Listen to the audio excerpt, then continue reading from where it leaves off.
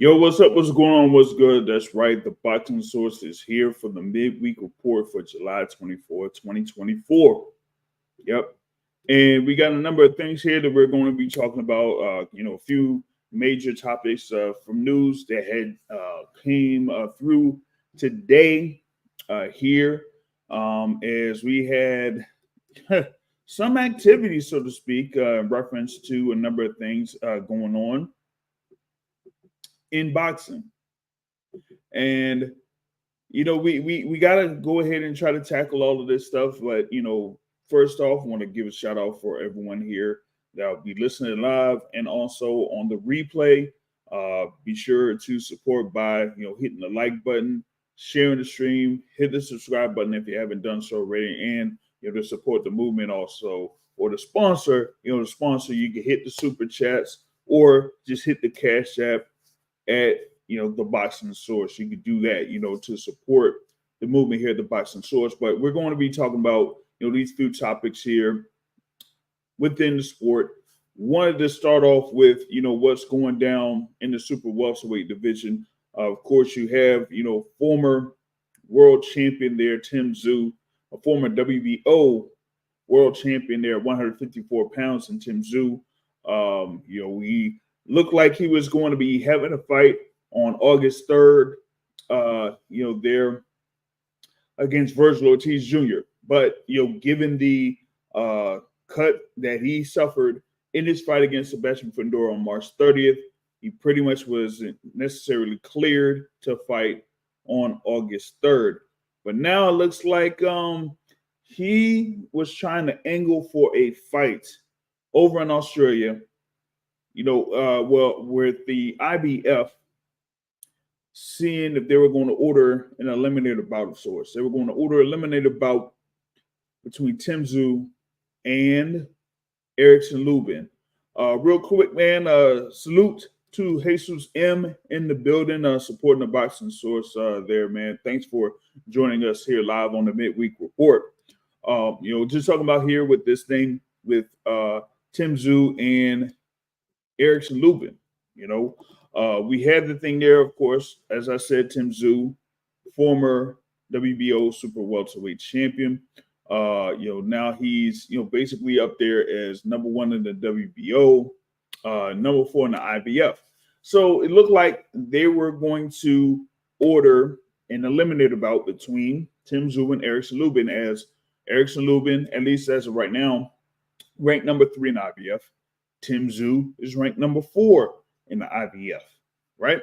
So with Tszyu, of course, being a guy that, had been a serious draw, of course, over in Australia, did have this bout in Las Vegas against Sebastian Fundora that, they were going to try to see if they could organize a fight between Tszyu and Erickson Lubin.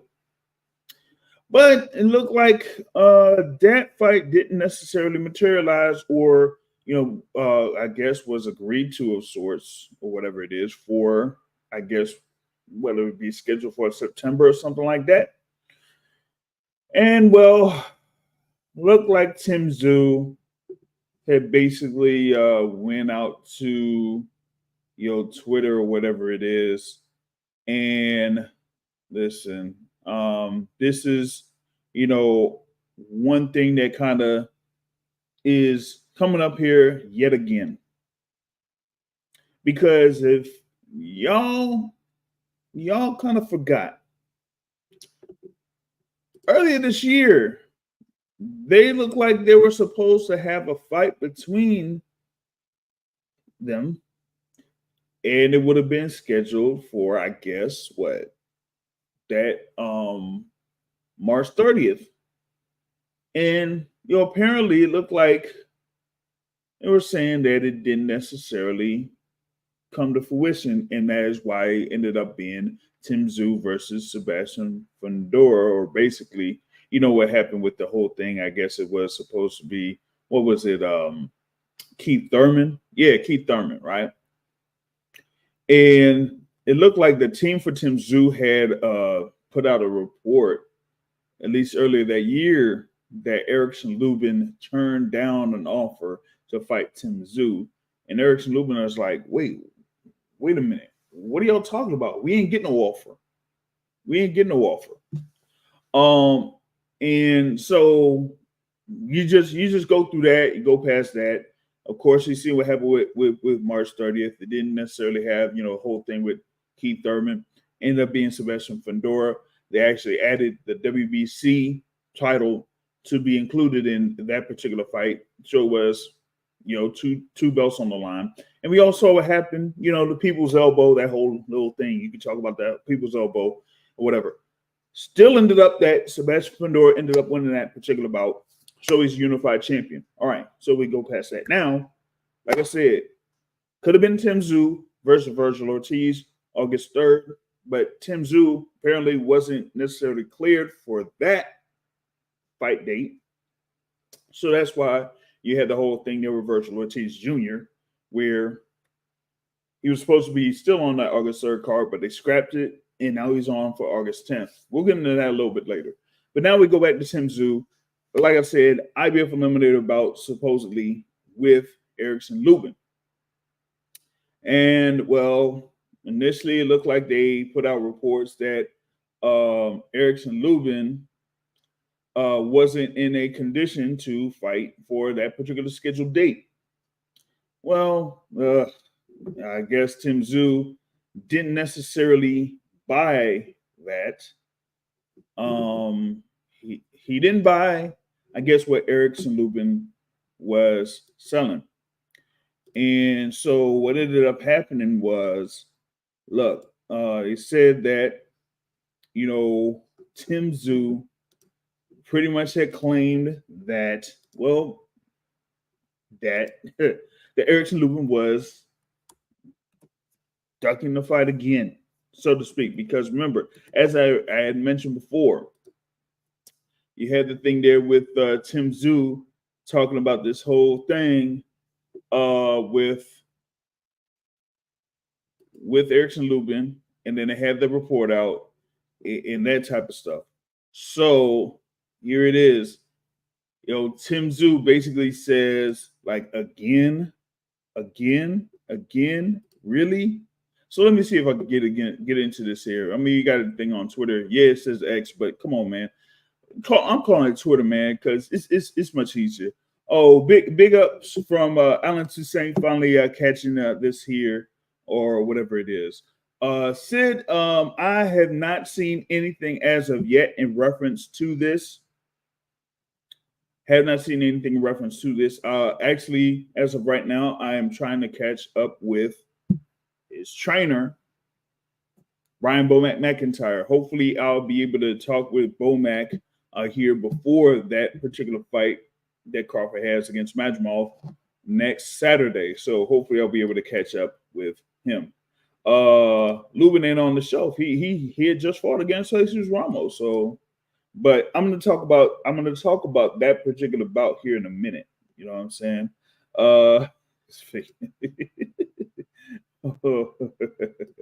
Well, we'll see. We'll see, because I'll talk about that a little bit later as well. But let's go with this again. All right, so this is from early this morning in reference to the whole thing with Tszyu and Erickson Lubin.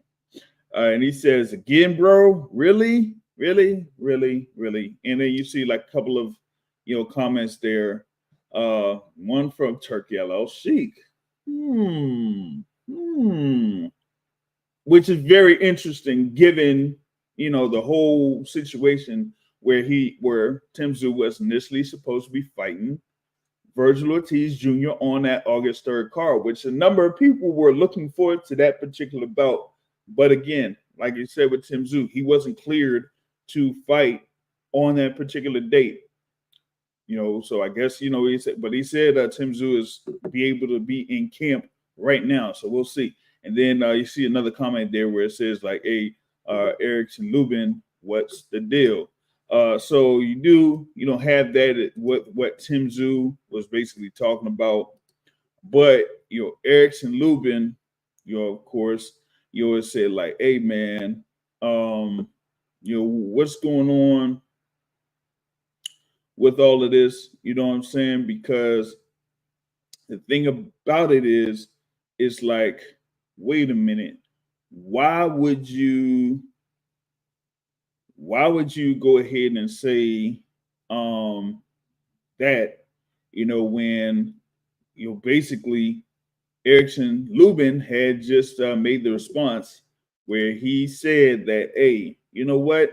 I'm not necessarily able to be, available, or at least available to fight on that particular date that was presented.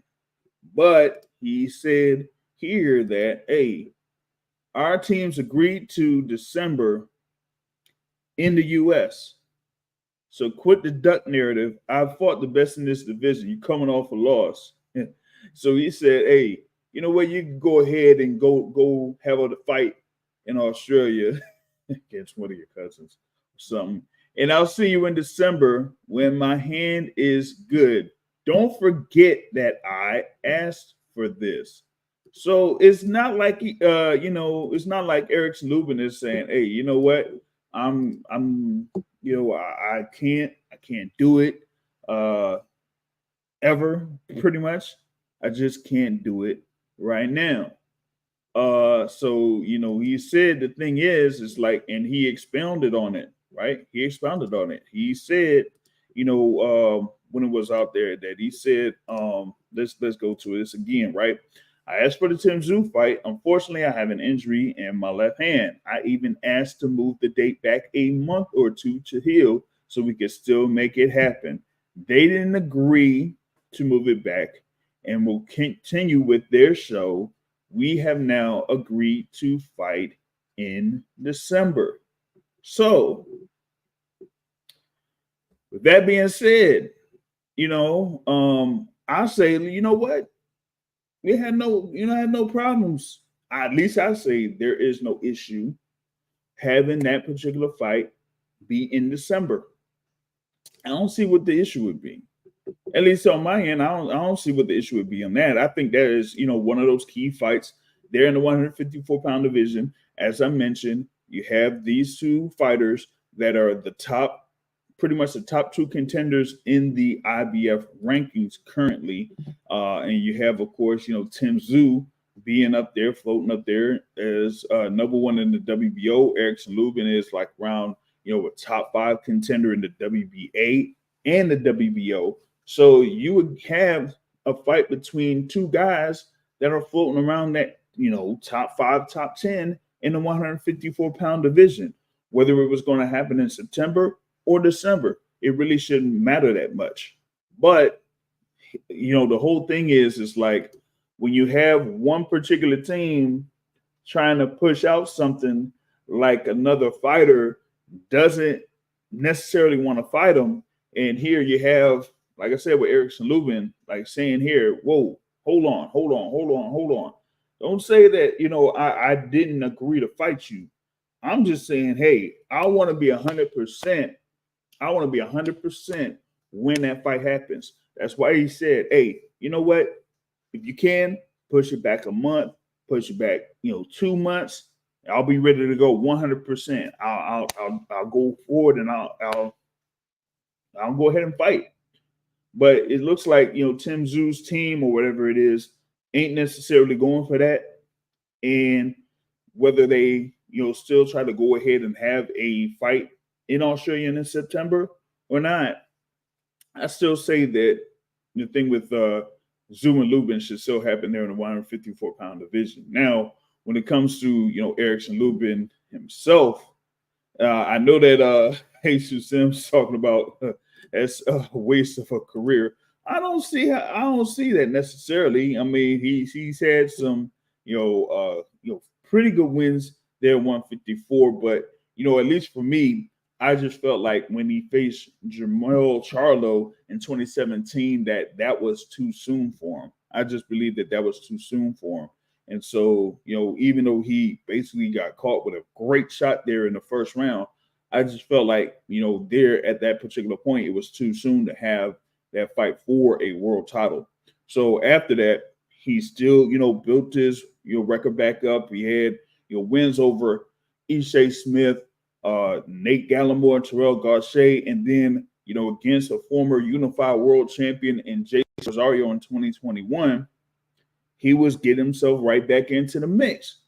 Then he faced Sebastian Fundora, and well, he was able to, have a knockdown scored on Fundora in the 7th round. He still was, getting punished. But that one, 2022, that was a fight of the year candidate, probably was fight of the year for some, and when that fight, was pretty much made, I said, you know what, that's going to be a great fight. And it ended up living to that expectation.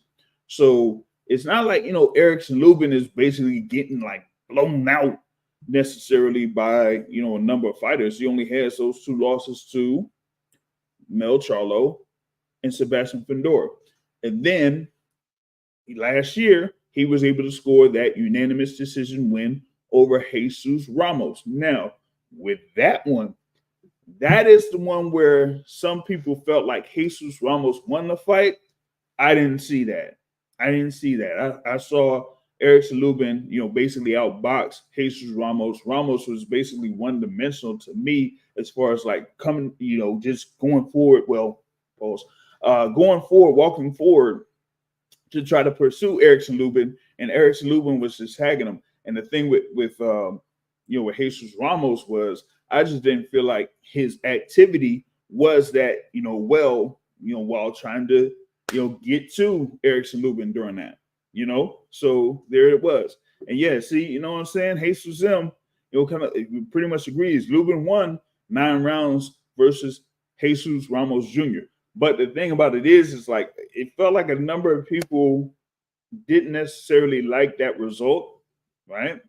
And up to this point, injury or not, we haven't seen Erickson Lubin in the ring since. And it kind of like had me thinking, it's like, Ramos was able to get in the ring, in May over at the T-Mobile Arena as part of that Canelo Munguia card. And we haven't seen Erickson Lubin in the ring since. I don't know when he suffered that injury, but still, it almost felt like to me that they wanted to have that particular rematch. You know what I'm saying? I don't know, man. Yo, what's going on, man? Brother Terrell is in the building here checking in. What's going on with you? I was hoping that you would be able to make that event in Tampa, you know what I'm saying, with that Jake Paul fight card, man. But, of course, couldn't necessarily make it. You got, he's the chef. He's not only a chef, he's also a promoter and a manager. So, my guy Terrell is multifaceted with that. You know what I'm saying? And yeah, man, Jesus M, yeah. Lubin used Ramos' aggression against him. Exactly right. You know what I'm saying? Ramos had a low work rate. Yeah, because, I was like, when I was doing the photography and everything, and I was watching the fight, I'm like, at around round 6 and 7, I'm like, yo, like Erickson Lubin has basically won like five of these rounds at least, and had a good lead going into the second half of the fight. So I was like, man, when they read those scorecards, I was like, yeah, that's pretty much right. So, that's the thing. Yo, what's going on, my guy L Dub? Boxing in the building. Y'all be sure to y'all gotta check out L Dub. That's the boxing plug right there. You know what I'm saying? He says a Lubin turned Ramos for a Canelo card. You know what I'm saying? So there's that, man.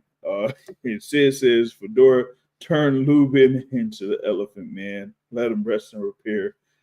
Kangaroo boy can rate or kick rocks if he ain't got the patience. What's going on, man? Oh, Sid, man, Sid. Hey, Sid. Hey, I have an announcement pretty much. I don't know if it'll be for next week or 2 weeks from now, but there's something big that's going to be happening over in the UK, and that might involve the Boxing Source. But I got a great guest that's going to be joining here on the Midweek Report. Of course, he's been a great contributor to the Boxing Source podcast. It is a boxing academic, man. What's happening with you? Boxing academic, you hear me? I don't know if he is able to. Can you hear me? Yeah. Does it sound weird? I'm in my car. Oh, okay. Now just Is it fine or is it echo? Yeah. But you should Let be me good. try one. Okay, let me try one more thing. All right. See what's happening here with the Box Academic, man. You know what I'm saying? I can't hear you, so let me try one more thing. Oh, okay. Sorry, I'm messing up the show. I don't know, man. You got it on the phone or whatnot, so maybe he can't necessarily get audio. Echo it is. Echo it is. So now you hear me? Yeah, I can hear you. I can hear you. Okay. So yeah, I was talking about this whole thing. Well,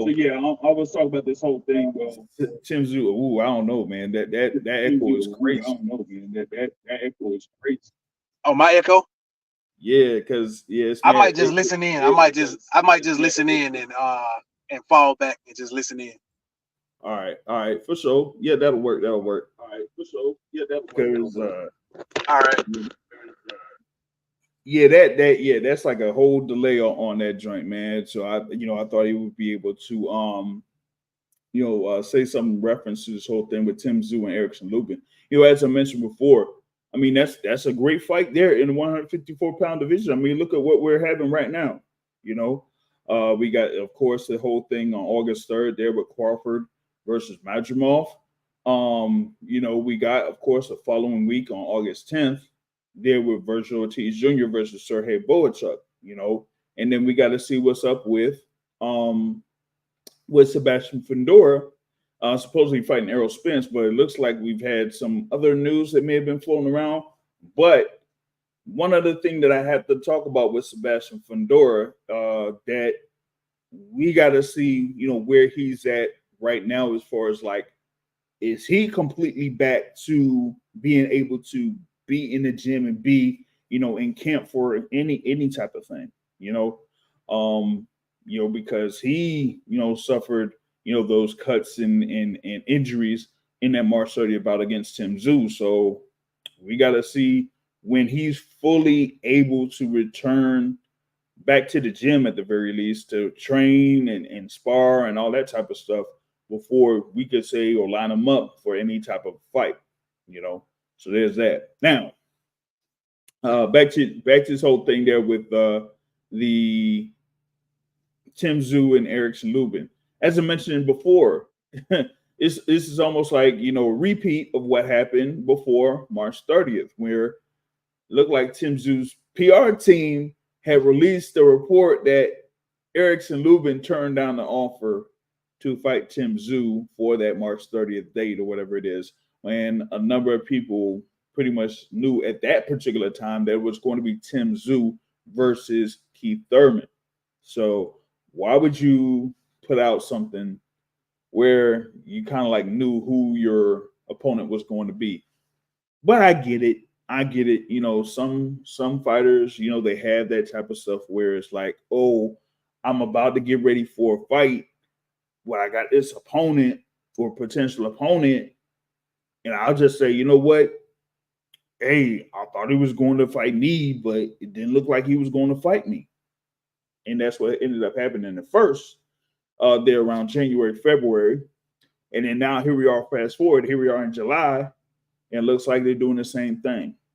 But Erickson Lubin, you know what I'm saying? He said, hey, yo, you're gonna have to pause all that because I ain't one to turn down, any challenge out here at 154. And if you look at his resume, you can't pretty much like dispute that, so to speak, man. Because a number of these fighters, notable fighters at 154, he is able to face. So I don't see, why he would have an issue in fighting Tszyu when you're fighting guys like Jesus Ramos, Sebastian Fundora, Jason Rosario, Terrell Gausset, and Jamel Charlo. So Tszyu, okay, so I don't see what the issue would be with that. You feel me?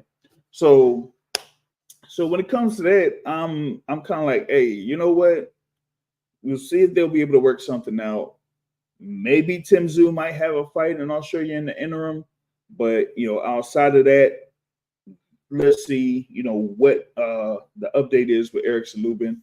I got to see if I could get in contact with Erickson Lubin and see if he'll be able to speak on this here for a little bit, because yeah, I definitely want to hear what he would say about this, and then also what happened earlier this year, because like I said, this ain't the first time that Tsyzu's team tried this. You feel me?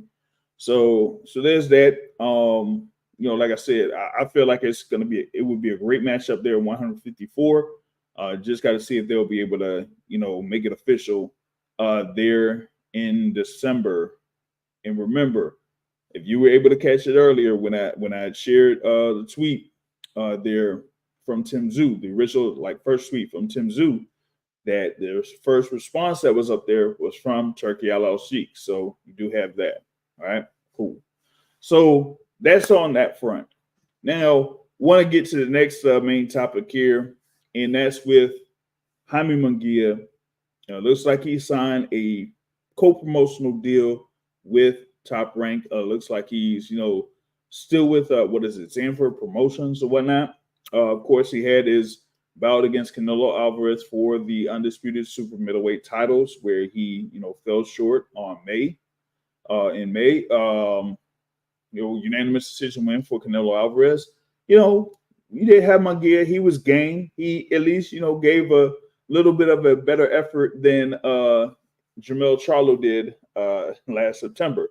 So at least you have that. But now it's just about, okay, what is next here for Jaime Munguia as he would, continue to campaign there in the super middleweight division.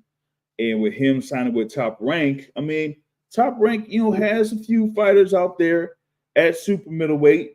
If I'm not mistaken, they may have a fight that's coming up here. Let me go ahead and confirm it, because this one should be a good matchup there at 168 pounds, and that is Christian and Billy versus Sergey Derevianchenko. That is a Top Rank and Eye of the Tiger event, right? Now, it'll be on ESPN on August 17th. And you have Christian and Billy, of course, who is a high rising contender there at 168. What do they have them at? Number 1 in the WBC, number 2 in the WBA, and number 3 in the IBF and WBO currently. And then, of course, you have Sergey Derevianchenko. Has been a world title contender at 160. Has had his fight against Jaime Munguia there at 168. And is currently number 7 in the WBC. Looks like number 7 in the WBC. So you're gonna have Christian and Billy. He's been fairly active there in the 168-pound division. This would be his 3rd fight this year.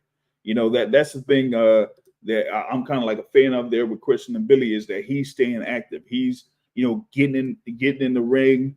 It takes about maybe 4 to 6 months or so for him to get right back in the ring. Shout out to Eye of the Tiger Entertainment for putting those events out there for him over in Canada. He's had, 1, 2, 3, 4. This will be his 5th bout out there in Canada there, where he's able to build up his record. He's had a 3-fight knockout streak there, after his win over Carlos Gongora, where that was a good action fight there too, so I'm definitely looking forward to this particular fight here with Christian and Billy and Sergey Derevianchenko. And Billy gets through that, then hey, maybe he set up something with Billy and Jaime Munguia. Yeah, Jesus M is pretty much nailing it. He says Top Rank wants Billy versus Munguia. It would be action packed if both win. Well, I gotta see who, if they got Munguia set up to fight somebody there in the interim before they could have it against Christian and Billy. That would be a great fight. Like I mentioned, that and Billy versus Carlos Gongora fight. That was a good fight. That was a good fight there for the 10 rounds. And and Billy, it has, pretty good offense, not necessarily, on point with defense. You got Jaime Munguia, pretty good on offense, not necessarily, on point on defense. So if you pair those two in the ring, oh man, you would get a great, like you said, a great action fight. I would definitely, look forward to that. There if they're able to pair those two together in the ring. But at least for Top Rank, it looks like right now with them signing Jaime Munguia that they have somebody that could tap into the Mexican market, so to speak. But I'd like to see how they kind of like build up a Munguia, or at least have one or two fights in the interim, because when he was with Golden Boy up to the point where he got the fight with Canelo Alvarez, they kind of like matched him pretty well as far as like building his record up, especially after he won the WBO 154-pound title there. What was it, against Saddam Ali, right? And then, he built up his record, had a couple of wins there defending that WBO title, moved up to 160 pounds, never fought for a world title at 160 pounds, which to this day, I still don't understand how they didn't do that. Moved up to 168, had those fights at 168, couldn't necessarily fight for a world title until he fought Canelo Alvarez, since Canelo pretty much collected all the belts. But at least there at 168, like that Sergey Derevyanchenko fight was probably the highest level fighter that Munguia faced up to that particular point at 168. So I'd be very interested in seeing how he will be able to match up against someone like a Christian and Billy there in the super middleweight division, right? So I think it's a good signing there by Top Rank. They have a few fighters that they've been able to pick up here recently.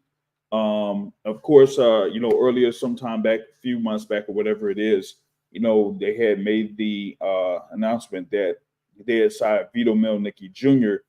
There that, of course, campaigns at the 154-pound division. They had a conversation with Vito Mielnicki Jr. and it looks like he's supposed to be fighting here pretty soon. I think it's over in New Mexico or something like that. Let me see here, because it's New Mexico. It's supposed to be August 10th in New Mexico. We'll see Vito Mielnicki Jr. in his first bout under Top Rank. So Top Rank has been making some moves there with that, and then also they had just announced earlier today, that they have another co-promotional deal with Junto Nakatani. So, hey, I mean, they've been, making moves as far as like saying, hey, these fighters here could, bring some interest as far as like, having people watch them fight or whatever it is. Like, for example, with Junto Nakatani, that's pretty much like the co-promotional deal that Top Rank has with Naoya Inoue. So they're tapping into that Japanese market.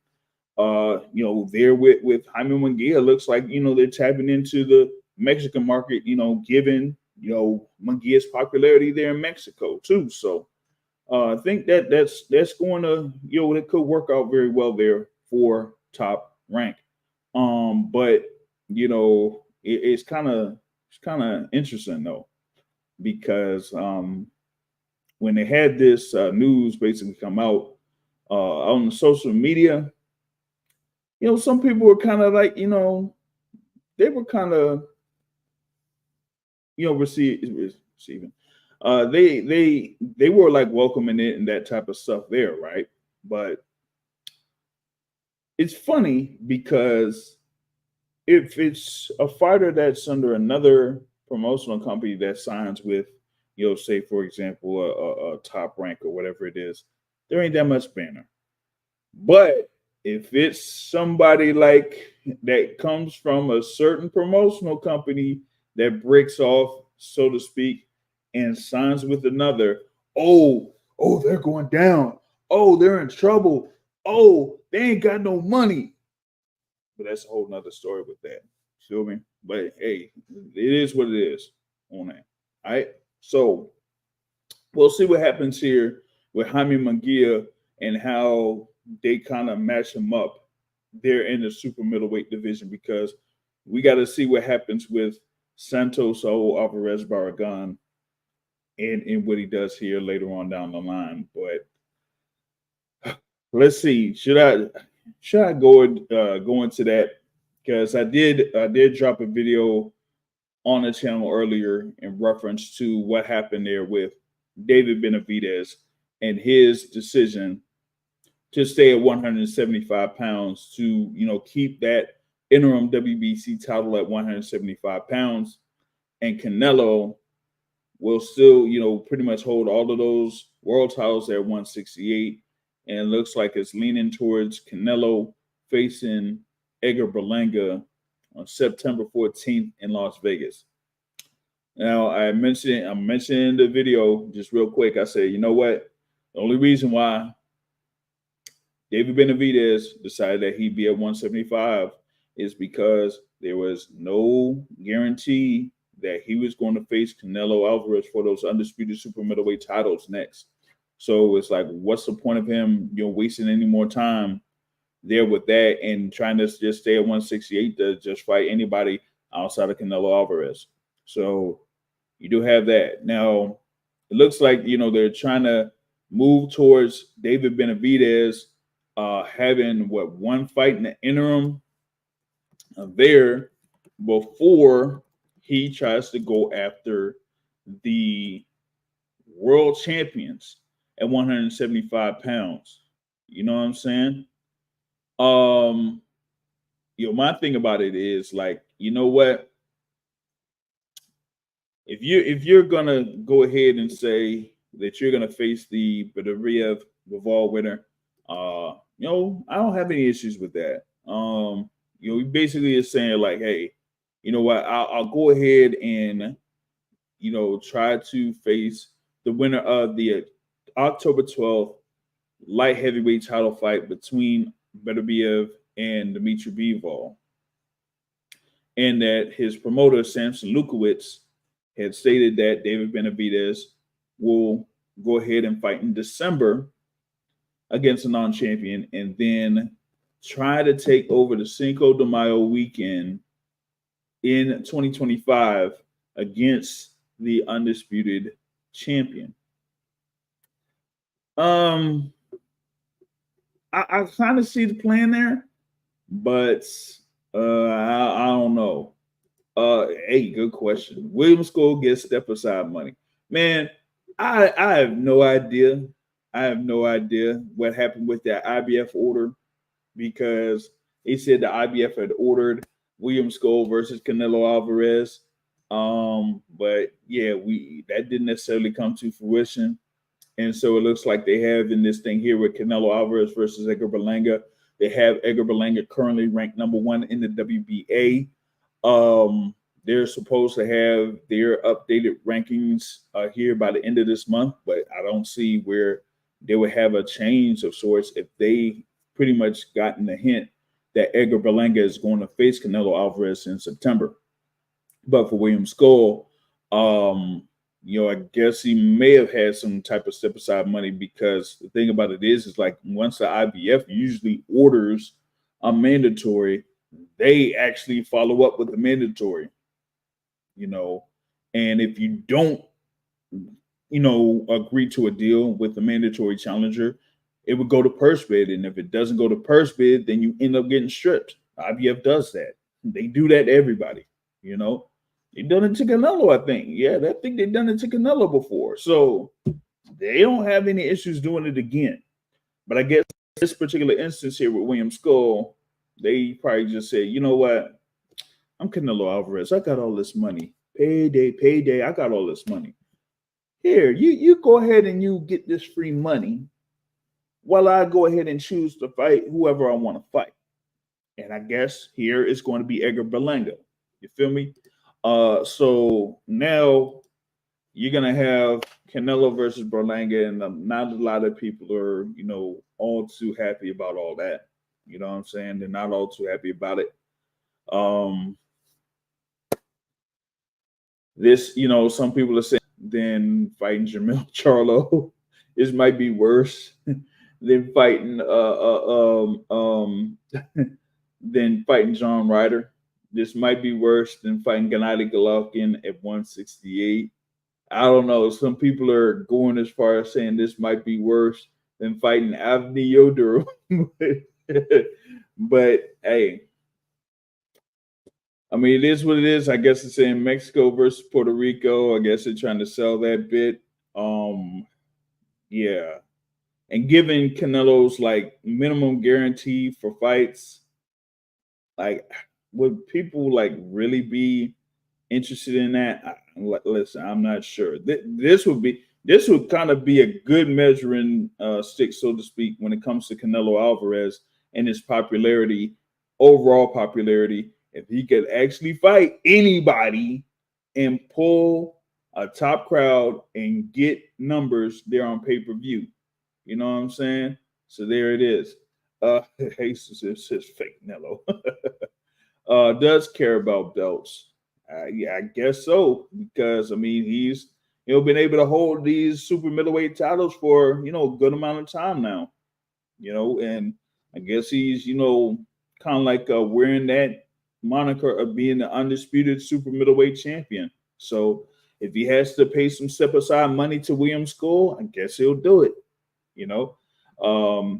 But I find this interesting though with Canelo. Kind of said this earlier, but I find this interesting with Canelo. You're able to fight Avni Yildirim. He was named as a WBC mandatory. You're able to fight Avni Yildirim. Okay, cool. You're able to fight John Ryder. WBO mandatory. I guess with this one, they would eventually make Edgar Berlanga the WBA mandatory. But you mean to tell me that you wouldn't be inclined to face David Benavidez if they didn't make David Benavidez a mandatory? So it's like you couldn't face David Benavidez. You couldn't face David Morrell. Morrell had to move up to 175. He's facing Radovich Kalajic on August 3rd in that fight at BMO Stadium in Los Angeles. So you had two guys there that were at 168 that held either an interim title in David Benavidez or a world title in David Morrell Jr., and you weren't able to make fight with any of those guys. The whole thing with David Morrell Jr. was he was the one that was facing fighters that were ranked number one in the WBA, not Canelo Alvarez. So it's like you're there at 168 and you can't face or fight the top two fighters basically now. They're at 168. So that's why they moved up to 175. Yeah, that's crazy work. That's crazy work. And remember, it could have been, well, for some people, they said it could have even been worse. It could have been Canelo Alvarez versus Chris Eubank Jr. Remember, that was kind of like that was being thrown out there. Canelo versus Chris Eubank Jr. over in the UK. That would have been nasty. That would have been absolutely nasty. So well, at least you have a guy there that's at super middleweight in Edgar Berlanga. He's there as far as like being undefeated or whatnot. But hey, it's just that a number of these fans, they want to see Canelo Alvarez against the guys that have kind of like proven themselves there in the super middleweight division, and for Edgar Berlanga, not necessarily. You know what I'm saying? Of course, he had that whole thing with the KO streak, kind of like build his record up. But outside of that, when you're facing guys like Marcelo Caceres, Romer Angulo, you have a fight with Jason Quigley. Your last fight, you defeat Patrick McQuarrie, And of course, Eddie Hearn is like, oh my goodness, this guy, Edgar Berlanga, he's ready for Canelo Alvarez right now. Man, but if he's able to secure this, that would be absolutely wild. That's absolutely wild, man. So I would like to see if they go ahead and announce this, how the boxing fans would respond to Canelo Alvarez facing Edgar Berlanga instead of facing David Benavidez. So that's number one. Now, number two, on the David Benavidez side, right? He's staying there at 175.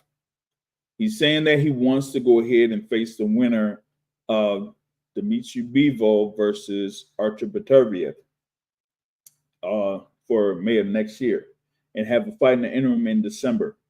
I've said this before, and I'm kind of like sticking to this. As of right now, when it comes to Artur Beterbiev, that injury that he suffered was a pretty major injury, and that was a couple of months ago. So if they feel like he's getting back in the ring or getting back in camp for in a few weeks, it's supposed to be in a few weeks, right? You usually have a 6 to 8 week camp to prepare for a fight. They say that it's scheduled for October 12th. So he would pretty much try to be in camp in around August 10th, August 11th or something like that.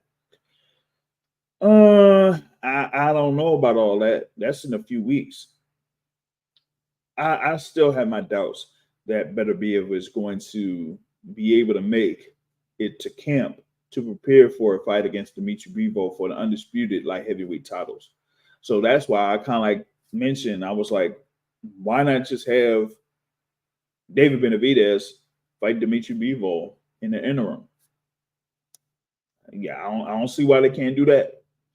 But we'll keep an eye on it. We'll keep an eye on that. But yeah, that's crazy work there for Canelo Alvarez. Fully goes forward and they make the announcement that he is fighting Edgar Berlanga on September 14th in Las Vegas, I guess T-Mobile Arena. Yeah, that would be crazy work. So there's that. Now, what else we got on slate? We have, of course, the schedule. We got an upcoming fight schedule. Here for this weekend. You got in the heavyweight division, Joe Joyce versus Derek Chisora. To this day, I don't know how Chisora is still able to have himself positioned in fights like this. He has lost 4 of his past 6 fights. In the 2 fights that he won against, one against Kubrat Pulev and one against Gerald Washington. The Kubrat Pulev was a split decision.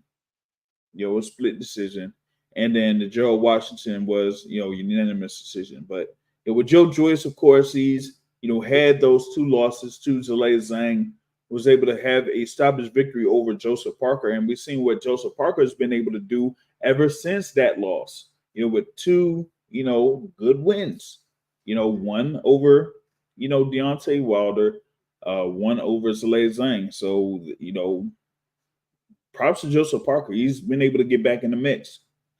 But with Joe Joyce, he looks like he's trying to do the same thing, but against Derek Chisora, though,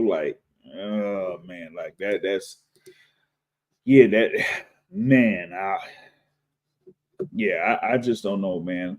If Joe Joyce is able to, knock out Derek Chisora in this one, they should just go ahead and just say, you know what, Derek, that's it for you, man. That's it for you. That's it. Don't get back in the ring anymore. Just don't do it.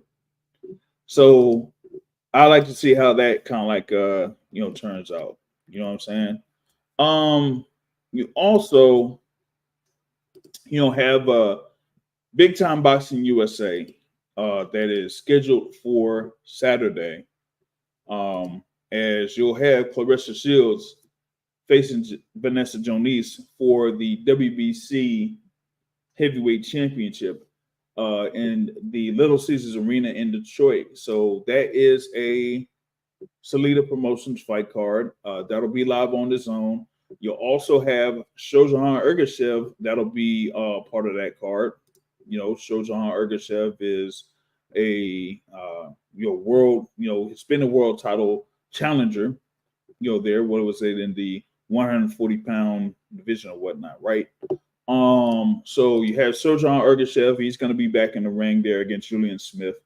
You're going to have, a few other fighters there featured by Salida Promotions as part of that card, but you'll be able to see those fights on the zone, part of that Big Time Boxing USA series that, Dimitri Salida and Salida Promotions has. So I was trying to see if I could catch up with Dimitri Salida this week, but that necessarily, can't happen because, here we are, we're at Wednesday. By Thursday, you're going to have a press conference, weigh-in Friday, and fights on Saturday. So, I thought I was going to be able to catch up with them, but, wasn't able to, get in touch with them to kind of like talk about, that particular fight card. But hopefully, we'll be able to catch up with Dimitri Salida after, those fight cards there on Saturday. So you do have that, on the schedule there that's coming up on Saturday. But, that's what is that? That's mainly the fight schedule, at least for this weekend. Of course, we got, what's going down August 3rd with that ESPN Plus pay-per-view card that's going to be, basically here in the States with that Terrence Crawford versus Israel Madrimov there. And, of course, August 10th, you're going to have Sergey Boychuk versus Virgil Ortiz Jr. They're supposed to be at the Michelob Ultra Arena in Las Vegas. You also have a top-ranked card there with, like I said, Vino Melnicki Jr. is supposed to be on that card. Richard Torres is going to be on that card. And the main event is Luis Alberto Lopez versus Enzo Leo for the IBF featherweight title. So we got, we're getting into, once we get into August, we're going to have some fights that are going to be going down each week. So definitely going to look forward to all of that. But that is mainly what we have here on the midweek report. I know that there's been some mention as far as like maybe Crawford and Sebastian Fundora could be fighting each other or whatever it is after this thing here with Crawford versus Madrimov, but I don't have to look more into it because, like I mentioned before, with Sebastian Fundora, of course, folks are talking about Tszyu not being necessarily cleared to fight on August 3rd. Sebastian Fundora had that broken nose suffered in that particular fight. And when they had the whole thing with the WBO where they could have had Fundora versus Crawford, Fundora was able to get an exemption, medical exemption, because of that broken nose. And in that, they specified that he couldn't necessarily be cleared for training or doing any type of workout until September. So that's something right there, Shout out to King Sakuna in there. He says he's ready for Crawford versus Madrimov, and he sees there being an upset. Ooh.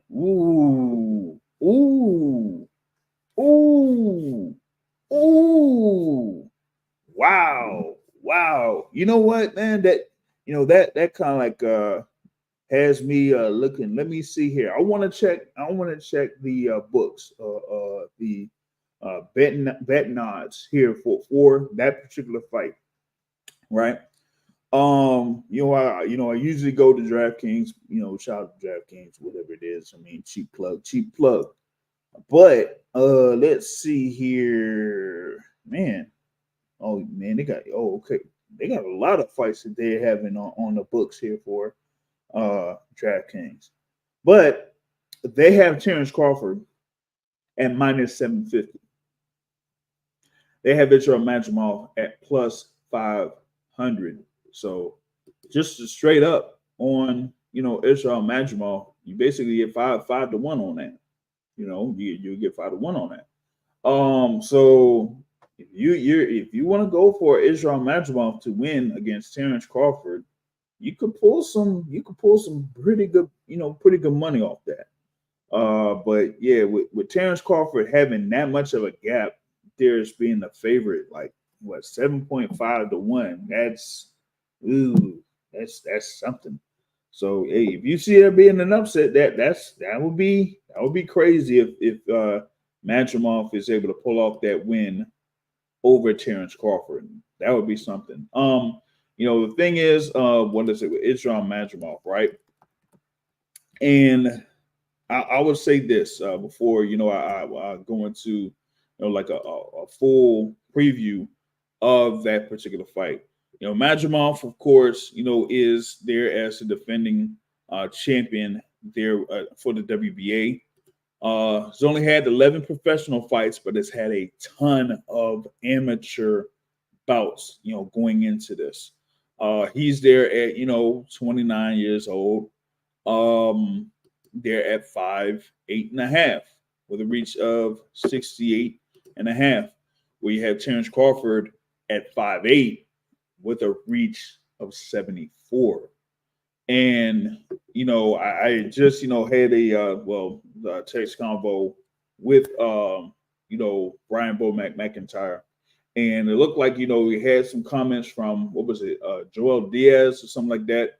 That is the trainer for Israel Madrimov, right? So he kind of like was saying that that Madrimov has the strength and all the power to really affect Terrence Crawford and give Terrence Crawford lots of trouble.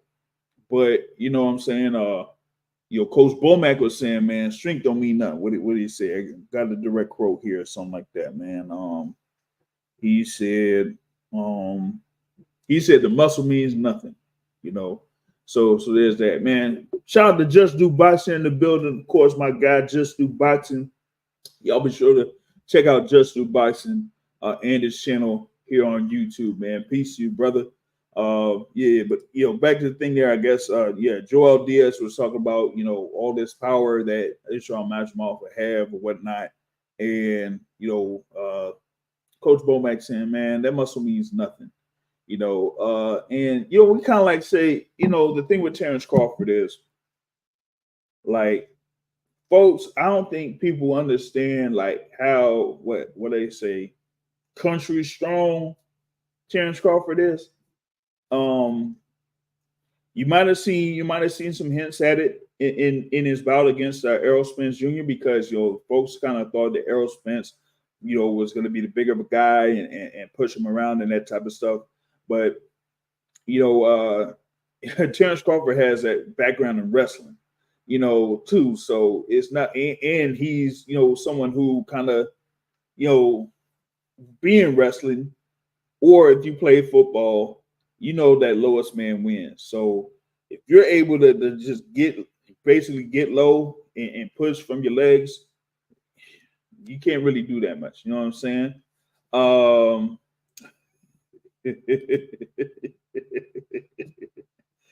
What's going on? But yeah, with Terrence Crawford, it's not like Madrimov, being there at 154, will be able to push around Terrence Crawford if it comes to them fighting in close quarters. You know what I'm saying? So I don't see like how that would be a factor there in favor of Israel Madrimov. So that's the thing about it. Yeah, like Jesus say you agree, like muscle don't necessarily win boxing fights. He says that Crawford can neutralize Canelo's muscle or whatever it is out there at 168. But hey, that remains to be seen if we're going to be able to have that particular fight because, like I said, if Canelo, like I said, he goes forward with this fight against Edgar Berlanga, like I said, that's going to be a measuring point as far as like Canelo's overall drawing power, because if he's able to have a successful event against Edgar Berlanga, he could pretty much say, hey, you know what? I could fight anybody I want. It don't matter who the opponent is, the caliber of opponent is, people are still going to see me fight. So he wouldn't necessarily be inclined to fighting a David Benavidez or even a Terrence Crawford, So we got to see there. Because, like I said, that's going to be, a measuring stick for him. And this fight here on August 3rd for Terrence Crawford is going to be a measuring stick as far as like his overall drawing power. Because you're going to have those numbers there for the BMO Stadium in Los Angeles. You're also going to have numbers there for pay-per-view, across the board. Even though we have a lot of key fights that are part of that fight card, they're all going to point to the main event as to, okay, is Terrence Crawford that dude where people will say, hey, you know what? It's Terrence Crawford fighting. I'm going to watch it. We're going to see how that happens. It says, Bud wins by knockout round 6 and does a better backflip than Tank. Well, I don't know, because we haven't seen Crawford doing that many backflips there. You know what I'm saying? Jesus Sims says fake Nello versus Bumlanger will do less than 200K pay-per-view buys. I mean, yeah, we'll see, babe. We'll see. We'll see. If it does less than 200K pay-per-view buys. Oh, also, with it being against Berlanga, I want to know who is going to broadcast or televise that particular fight. Who's going to do it? Is it going to be, well, I mean, it's supposed to be what, Amazon Prime. I don't know. Does Canelo have a long-term deal with Amazon Prime? Doesn't look like it. If you're facing Berlanga, I don't know. But I think that would be kind of a key thing if it would be either Amazon Prime or the Zone pay-per-view. You'll want to have it on Amazon Prime. You'll want to have it on Amazon Prime because the Zone, still up to this particular point in the American market, they still aren't pulling those subscriber numbers in order to have, enough interest where they would have success for a Canelo versus a, Berlanga or whatever it is. So, there's that. But yeah, it just remains to be seen how that's going to work out. We'll see here over the next few days in reference to that. So we'll see. What was it? There's been another thing here, man. Nah. They're in two completely different weight classes. Okay. Yeah. Major's out there in 147. Of course, he had his fight there in Philadelphia against Peter Dobson. They do work out. They do work out over in the DMV area, but yeah, nah. But Abdullah Mason, I think Abdullah Mason needs a little bit more. He's not there yet. And him and his team will tell you that he's not quite there yet. But he's gonna be on that top ranked card August 17th. They're supposed to be over in Canada. That's crazy. He could be over in Newark, and then he says weeks later he'll be over in Canada and have another fight there. That's something. When you talk about being active, that's the thing. The lightweight division, they do need to fight each other. You had Shakur Stevenson there at top rank. You have Raymond Muay there. He was able to fight Tevin Farmer. What is it, a week after or something like that? 2 weeks after. You had Abdullah Mason and Keyshawn Davis on the same card as Shakur Stevenson there versus Artem Harutyunyan. He's still not fighting each other. But Shakur Stevenson said, hey, he's back at it. He's locked in. He's focused or whatever it is. So it looks like they're saying that he's lined up for a fight. Against who? I don't know. Some people are saying that it may be Tank. Other things are saying like Tank and the team or whatever it is. They say they may have sent an offer to Shakur Stevenson and his team, and that I guess it wasn't necessarily there. So I don't know, but I think we will see how that works. It says Bam Rodriguez versus Inoue or Tank versus Inoue will be the best fight that they can make.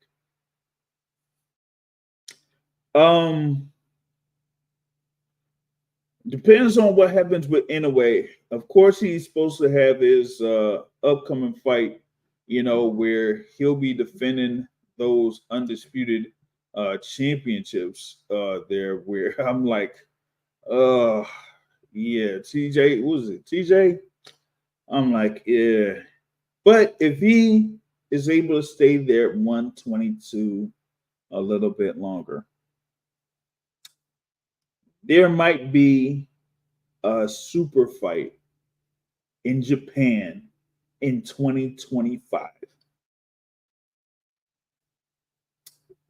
And that would be Naoya Inoue versus Junto Nakatani. I did mention earlier, Junto Nakatani had just signed a co-promotional deal with Top Rank.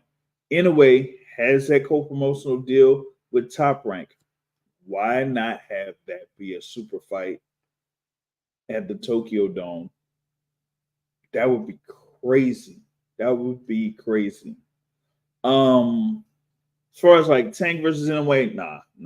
I know that there's been some suggestions about that. But the thing about it is Tank is there campaigning at 135 pounds. Inoue is currently at 122. And even though Tank is fairly a short guy, right? But yeah, I just don't see where Inoue they're being at 122 currently, is able to go up to 135 and challenge Gervonta Tank Davis. I just don't see it. You got to go past 126, 130, and go to 135. I know that we had something some time back where you had Guillermo Rigondeaux go up 2 divisions to face Vasily Lomachenko. But here, yeah, I just don't see it. I mean, at least right now, even with the dimensions that they have, both of them are basically the same height, but we're talking about a great power puncher in Gervonta Tank Davis that's been solidified there at 135 pounds for some time now. And as his guy there, Leonard Ellaby, said a while ago, Tank is a 135-pound fighter. Okay, so that's what we got. As far as like that dream matchup, although it would be probably one of the biggest fights out there in boxing, I just don't see it necessarily happening. You know what I'm saying? I just don't see it happening. Jogba versus Fury. I don't know what Jogba's doing at this particular point. Like, I don't know what their direction is with him. He's supposed to be, a solid contender out there in the heavyweight division. But had his fight against Guido Vianello. Like, after fighting Frank Sanchez in 2021, his resume hasn't been all too high. Hasn't been too high. Actually, you know what? I would say that he should be also involved in the whole thing with Riyadh season, because if you're going to have Jared Anderson going in this August 3rd fight card against Martin Bakoli, why couldn't you have Efe Ajagba in there? Because you ain't going to have Efe Ajagba versus Jared Anderson. I've been calling for that fight for the past 2 years, and y'all ain't never made that happen.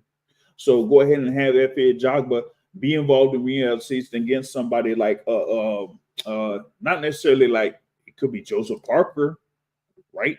Either Joseph Parker or another guy that has been very impressive in the Riyadh season fights at heavyweight, Agit Cabello. You could have him, fighting Agit Cabello. Then you'll be able to see, okay, is Efe Ajagba really a serious contender there in the heavyweight division right now? If you face someone like Agit Cabello that scores some, 2 pretty good wins himself, then hey, yeah, now you could pretty much say he could be a future world title contender. But until then, looks like they ain't really doing that much there with Efe Ajagba. You know what I'm saying?